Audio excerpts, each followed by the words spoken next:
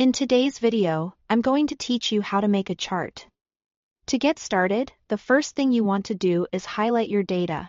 Select the table of data that you want to visualize, making sure you include all the relevant rows and columns. This is important because your chart will be built directly from the information you select. If your table has headers at the top, such as labels for categories or values, include those as well, since they help the chart tool understand how to organize the data clearly. Once your data is selected, go to the top menu and click Insert.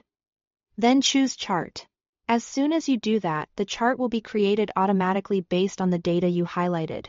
In many cases, the program will try to guess the best chart style for your information, which can be a helpful starting point. Don't worry if the first version doesn't look exactly how you want it to look. The important thing is that the chart has now been inserted, and you can customize it from there. After the chart appears, look to the right side of your screen for the Chart Editor panel. This is where you can control how your chart looks and how your data is displayed. One of the most useful options here is the chart type setting. You can switch between different chart formats, such as a line chart, bar chart, or scatter chart, depending on the kind of story you want your data to tell. For example, line charts are often useful for showing changes over time. Bar charts are great for comparing categories, and scatter charts can help show relationships between values.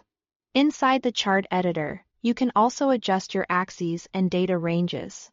This is helpful if the chart is pulling in too much information, not enough information, or organizing the data in a way that doesn't match what you need. Small adjustments here can make a big difference in how easy your chart is to read and understand. Take a moment to review the chart after each change so you can see what works best. That's really all there is to it. Start by highlighting your data. Insert the chart from the top menu, and then use the chart editor to fine-tune the final result.